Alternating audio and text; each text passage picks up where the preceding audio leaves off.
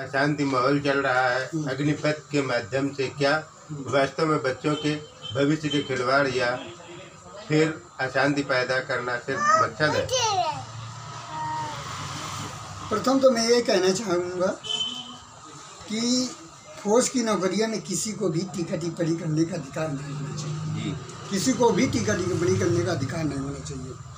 फौज खुद तय करेगा, फौज खुद तय करेगा कि किस उम्र के बच्चे और किस फिजिकल तैयारी में सर्वोच्च गुणवत्ता युक्त जवान मिले, सर्वोच्च गुणवत्ता युक्त जवान मिले।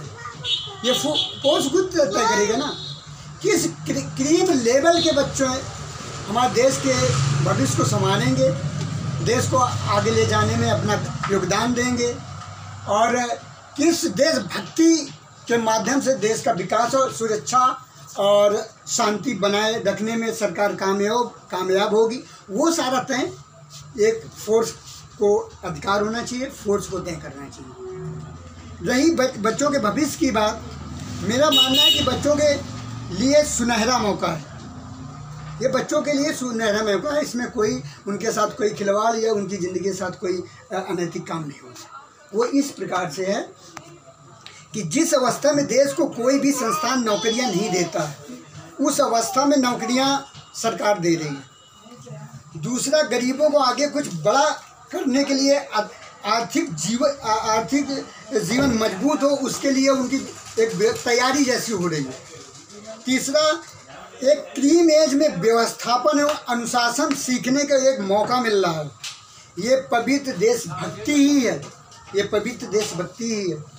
और इस अवस्था के बच्चों को अगर ये देशभक्ति समझा दी जाए तो वो बहुत बेहतरीन ढंग से देश की भक्ति कर सकते हैं, बहुत बेहतरीन ढंग से देशभक्ति कर सकते हैं और उनके अंदर देशभक्ति के जज्बा रहेगा और ईमानदारी से देश को आगे ले जाने के लिए अच्छा काम करेंगे। चौथी बात, उनका हनन कहाँ हो रहा है? उनका तो 10% भविष्य की नौकरियों में जाने के लिए बहुत बड़ी छूट मिल रही है, जो बड़ी सरलता से अन्य नौकरियों में जा सकते हैं। यहाँ एक नंबर के लिए लोग हजारों बच्चे पीछे हो जाते हैं, एक नंबर के लिए हजारों बच्चे पीछे चले जाते हैं और उसको 10 नंबर का छूट मिलना बहुत बड़ी छूट है, बहुत बड़ी छूट है। कम मेहनत करके भी और बड़ी नौकरियों में आगे जा सकता है। ठीक है। पाँचवीं बात, नौकरियों के अनुसार एक दुर्घटना बीमा फंड, सुरक्षा, इलाज, बड़ी नौकरियों की तैयारी के लिए एक मुफ्त धन दिया जा रहा है, एक मुफ्त धन मिल रहा है उसको। कोई भी गरीब बच्चा है, उसके पास पैसा नहीं आगे बढ़ने के लिए, कम से कम छोटी उम्र में उसको नौकरी मिली, इसके बाद 22-25 साल के बाद वो अगर अन्य नौकरी में जाना था, उसका चाहता है तो उसके 20-25 लाख अगर जेब में है तो अन्य नौकरी वो भी कर सकता है। इसके अलावा सरकार में किस तरह की व्यवस्थापन होता है, किस तरह से वो काम सरकार करती हैं उसके बारे में उसको जानकारियाँ हो जाती हैं। तो काफ़ी मैनेजमेंट तो वो नौकरी के माध्यम से सीख जाता है। इसके अलावा धन भी मिल गया। अब इसके बाद तैयारी करे, उसको पीसीएस बनना है, पीसीएस बन जाए और अन्य नौकरी में जा सकता है। रोक थोड़ी है कि आप जा नहीं सकते हो, जा सकते हो ना। ठीक है, ये उसको आराम से मिलता है। फिर भी मैं कहता हूँ अगर उसको ये नौकरी नहीं अच्छी लगती है, ना जाए नौकरी में। वो पहले से अपने बैंक की नौकरी की तैयारी करे, पुलिस की तैयारी करे, मराठी की तैयारी, रेलवे की तैयारी करे, पीसीएस की तैयारी है, डॉक्टर बने, मैं मास्टर बने, कुछ भी करे। ऐसा तो उसको है नहीं कि नहीं रोके। लेकिन आप ये एक देश के अंदर एक विपक्ष के पास कुछ न होने के कारण आप एक मुद्दा बनाकर अशांति फैलाना चाहते हो, विपक्ष को सरकार को एक कमज़ोर करना चाहते हो, विदेशों के अंदर अपने देश की साख को गिराना चाहते हो। ये कौन सी देशभक्ति है? कौन से आपका विपक्षपन है? यही भी बच्चे ढूंढते हो ना। और अन्य चीज़ों में जो गलत हो रहे हैं, फिर पढ़ाई नहीं हो रही है, नौकरियों में हर चीज़ में क्या कहते हैं कि अन्य चीज़ें होती, पेपर लीक होता है या भ्रष्टाचार चलता है या हमारा जो न्याय मिलना चाहिए, न्याय व्यवस्था में हमको न्याय नहीं मिल रहा है, उन पर नहीं जाना चाहते हो। बस एक मुद्दा बना मिलता है कि इसमें जवान बच्चे हैं, उनको भड़का दो, ये दंगा फसाद करेंगे, सरकार गिरेगी, चुनाव होगा तो हम फिर चुनाव की तैयारी करेंगे और लड़ने के आगे आएंगे। इस तरह से विपक्ष की भूमिका नहीं होती। विपक्ष बन के विपक्ष का विरोध नहीं किया जाता। विरोध इस तरह से किया जाता, तार्किक किया जाता है। जो अगर सरकार अच्छा करती है उसकी बड़ाई करो, गलत करती है तो उसका बुराई करो। ये हमारा अधिकार है, पूरे हिंदुस्तानियों का अधिकार है। हम कोई भी मुद्दा होता है हिंदू मुस्लिम लगा देते हो, कहीं कुछ करा देते हो, हैं? कभी अगर आप हिंदुओं की बात करते हो तो हिंदू के पक्ष में कोई मुद्दा नहीं उठाते हो। कभी लड़कियां भग जाती हैं, कभी कुछ हो जाता है, कभी समाज में न जाने क्या क्या होता जाता है, हिंदुओं के साथ दुराचार होता है, तब नहीं आवाज़ उठते हो, और जब चुनाव आना होता है तो हिंदू मुस्लिम कर देते हो। ये इस तरह से राजनीति नहीं चलेगी। आपको अगर देशभक्ति है, अगर नेता बनना चाहते हो, ये देश का व्यवस्थापन देते हो, देश की सेवा करना चाहते हो और राम राज्य स्थापित करना चाहते हो, तो बस पारदर्शी ढंग से आपको विचार करना पड़ेगा और चिंतन करना पड़ेगा। और राम राज्य की एक दिशा में जो एक व्यवस्थापन होना चाहिए, पारदर्शी व्यवस्थापन होना चाहिए, जवाबदेही होना चाहिए, वो करना चाहिए। अन्य मुद्दे में आप क्यों नहीं उठना चाहते हो? आप जब करते हो तो आप कहते हो ऐसा है, अब जो दूसरी की सरकार आती हो तो आप एक कमज़ोर, एक सकरे सवालों को आगे निकाल करके अब बच्चों के कंधे में बंदूक रख के और युद्ध करना चाहते हो, और इसके बाद सोचते हो कि हमारी सरकार आ जाए। इस तरह से ये करना, ये विपक्ष का धर्म नहीं है, ये बहुत सक्रिय सोच है। सभी पार्टियों को इस पर बड़ा चिंतन मनन करना चाहिए, धार्मिक लोगों को भी इसमें चिंतन मनन करना चाहिए, हिंदू मुस्लिम सिख ईसाई जैन सभी को इसमें चिंतन मनन करना चाहिए। इसमें इस तरह से कोई पक्ष को लेके ये नहीं करना चाहिए। अब इसमें छोटी उम्र में सरकार अपना ये एक नौकरियां निकाल के उसको आर्थिक मजबूत करनी चाहती है, तो क्या गलत कर रही है?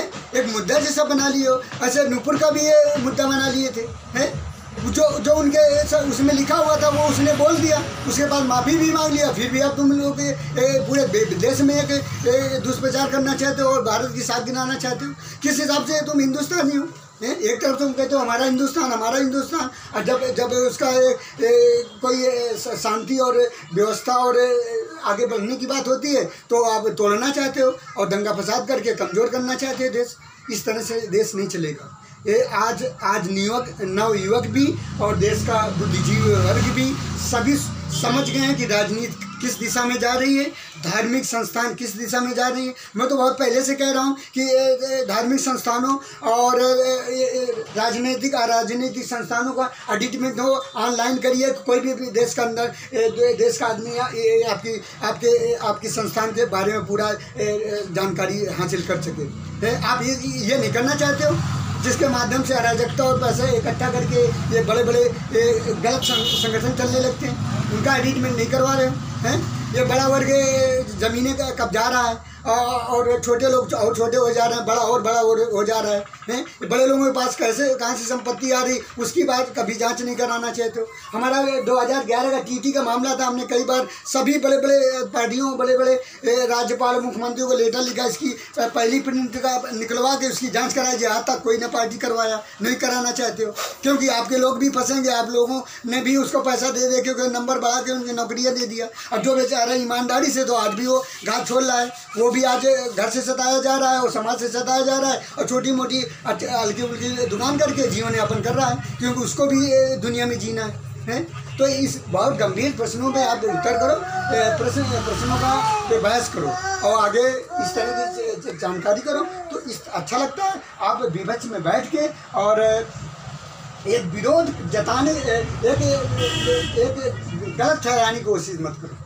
कोई भी पार्टी हो, अगर गलत करती है तो उसको तुरंत गलत को गलत कहो, चाहे हमारी हो चाहे आपकी पार्टी हो। इसमें कोई दिक्कत नहीं होना चाहिए किसी भी को। अब ये जवान खून है, उनको जैसा सुई लगा दोगे वैसे वो चिलकने लगते हैं, वैसे वो गलत कदम उठा लेते हैं। ये आतंकवादी बड़े बड़े जवान क्यों रखे जाते हैं? छोटी छोटी उम्र में रखा दिया जाता है, जैसे उनको सिखा दिया जाता है वैसे भगवान के नाम, अल्लाह के नाम से गोली चलाने लगते हैं, क्योंकि वो अवस्था ये क्रीम एज होती है, 18 और 22 के बीच में एक ऐसी अवस्था होती है कि जो उनको दिमाग भर दिया जाता है वही चिल्लाने लगते हैं। ऐसी अवस्था में तुम इस तरह का काम करते हो। मेरा मानना है, बड़ी विनम्रता से कहना, सभी देशवासियों से कहना कि भैया आपको अच्छी नहीं लगती नौकरी, है ना करो, दूसरी कर लो।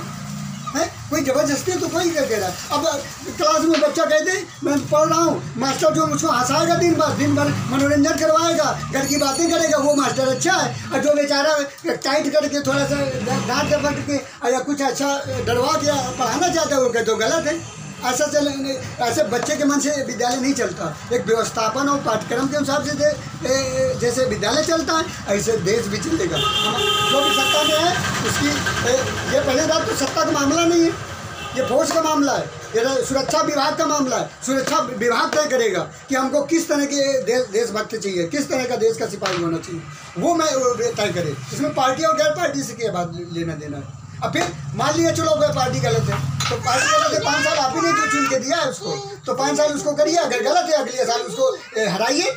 यही तो संविधान कहता है कि अगर कोई पार्टियां अराजकता करती है तो उसको हम 5 साल के बाद निकाल के फेंक देंगे।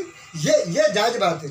अब मैंने उसको चलाने नहीं देते हो, संसद में बहस करते रहते हो सारा समय, कम से कम 1/3 समय तो आप बिल्कुल अनर्थक बहसों में बर्बाद कर देते हो, हैं?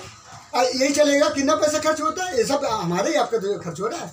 बहस नहीं करने देते हो। यहाँ पे कोई व्यवस्थापन चल रहा है तो उसमें हुड़दंगा करके, दंगा फसाद और रैली तोड़ फोड़ करके वो वहाँ की व्यवस्था को चौपट कर देते हो। ऐसे रामराज बनेगा? ऐसे आगे देश जाएगा? है? कुछ आप संविधान के हिसाब से चलिए। चलो आपको प्रदर्शन करना है, करिए, धरना प्रदर्शन करिए। मैं भी करता हूँ धरना प्रदर्शन, शांति से बैठता हूँ। मैं 10 दिन में तो 1 महीना मैं बैठा हूँ अपना। किसानों ने नहीं किया था क्या धरना प्रदर्शन? ये था क्या कि वो तो तोड़ फोड़ करेंगे? ये होता है क्या? ये नहीं सिखाता, ये स्वाभिमान नहीं सिखाता, सभ्यता नहीं सिखाती।